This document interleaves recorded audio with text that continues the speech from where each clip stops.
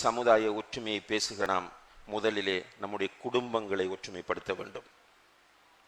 சமூக ஒற்றுமைக்கு முன்னால் நம்முடைய குடும்ப ஒற்றுமை மிக பிரதானமானதாகும். ரசூலுல்லாஹி ஸல்லல்லாஹு அலைஹி வஸல்லம் அவர்கள் சொன்னார்கள், லா யதுகுலுல் ஜன்னத காத்திஉ ரஹீம், இன உறவுகளை துண்டிப்பவன் சுவர்க்கம் போக மாட்டான் என்றார்கள். இந்த இன உறவு, பிளட் ரிலேஷன்ஷிப் என்ற இந்த இரத்த உறவு இருக்கிறது, இது மறுமையிலே அரிசின் கீழ் தொங்கிக் கொண்டு சொல்லுமாம், யா அல்லாஹ், என்னை யார் சேர்ந்து வாழ்ந்தாரோ அவரை நீ சேர்த்துக்கொள், என்னை யார் துண்டித்தாரோ அவரை நீ துண்டித்து விடு. அல்லாஹ் பாதுகாக்க வேண்டும். இன்றைக்கு நிறைய மக்கள் ஒற்றுமை பற்றி ஆதங்கப்படுகிறார்கள், பேசுகிறார்கள். ஆனால் பெற்றோரோடு உறவில்லை, பிள்ளைகளோடு உறவில்லை, உடன் பிறந்த சகோதர சகோதரிகளோடு உறவில்லை.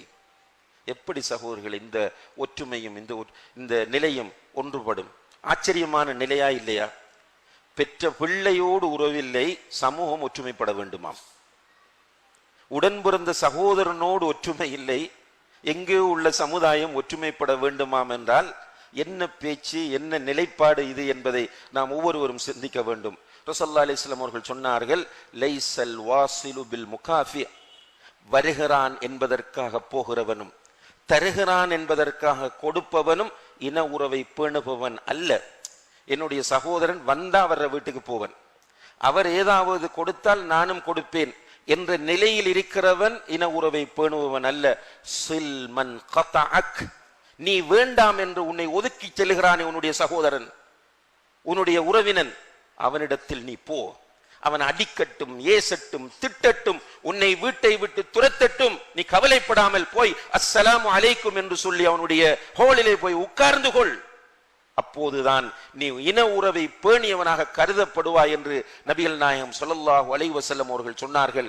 எனவே இந்த இன ஒற்றுமையை பேணுவதற்கான வழிகளை நாம் ஆரம்ப நிலையிலிருந்து நடைமுறைப்படுத்துவதற்காக, நம்முடைய சமூக ஒற்றுமையை பேணுவதற்கான அடிப்படைகளை ஆரம்ப நிலையிலிருந்து நம்ம நடைமுறைப்படுத்துவதற்கான முயற்சிகளை செய்ய கடமைப்பட்டிருக்கிறோம். புன்முறுவல் செய்வது, சலாம் சொல்லுவது, முசாஃபஹா செய்வது, முஆனகா செய்வது, விட்டு கொடுப்பது, மன்னிப்பது, மன்னிப்பு கேட்பது, அவர்களுக்காக நாம் சுஜூதிலே அவர்களுக்கு தெரியாமல் துஆ கேட்பது, இவ்வாறான விஷயங்கள் எல்லாம் இஸ்லாத்தில் வலியுறுத்தப்பட்டிருக்கிறது.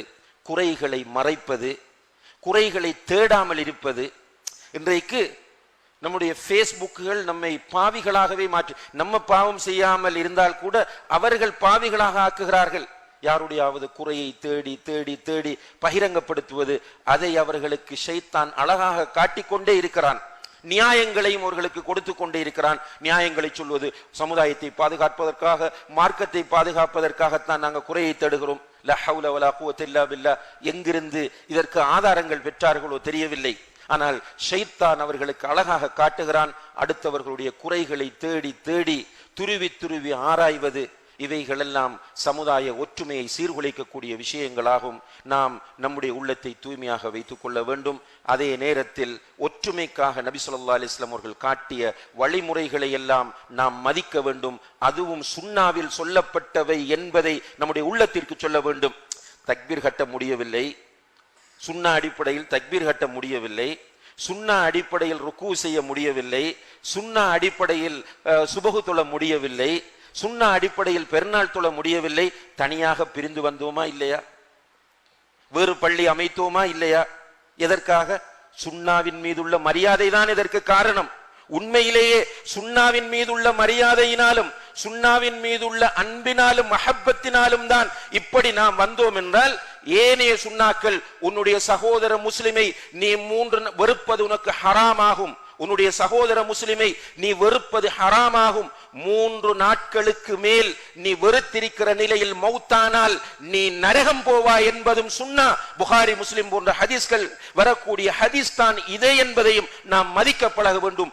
எந்த ரசூலுக்காக நீங்கள் என்ன சொன்னாலும் பரவாயில்லை என்று ஊரை பிரிந்து வர நம்மால் முடிந்ததோ, அதே ரசூலுக்காக சகோதரர்களை மன்னிப்பதற்கும் நம்முடைய உள்ளத்தில் இடம் வருமாக இருந்தால்தான் உண்மையில் சுன்னாவின் மீது கொண்ட அன்பினால் பிரிந்து வந்தோம் என்பது அர்த்தமாகும். இல்லை என்றால் ஏதோ ஒரு சுயநலத்திற்காக வந்திருக்கிறோம் என்பதுதான் அர்த்தமாகும். அல்லாஹ் நம் அனைவரையும் பாதுகாக்க வேண்டும். எனவே குர்ஆன் சுன்னாவை முழுமையாக மதிக்கக்கூடிய அந்த பக்குவமும் அந்த மனோநிலையும் நம் எல்லோரிடமும் வர வேண்டும். எல்லாம் வல்ல அல்லாஹு தஆலா இந்த சமுதாயத்தை ஒற்றுமையாக்க வேண்டும். பிரிந்திருக்கிற குடும்பங்களையும் அல்லாஹு தஆலா ஒற்றுமையாக்க வேண்டும்.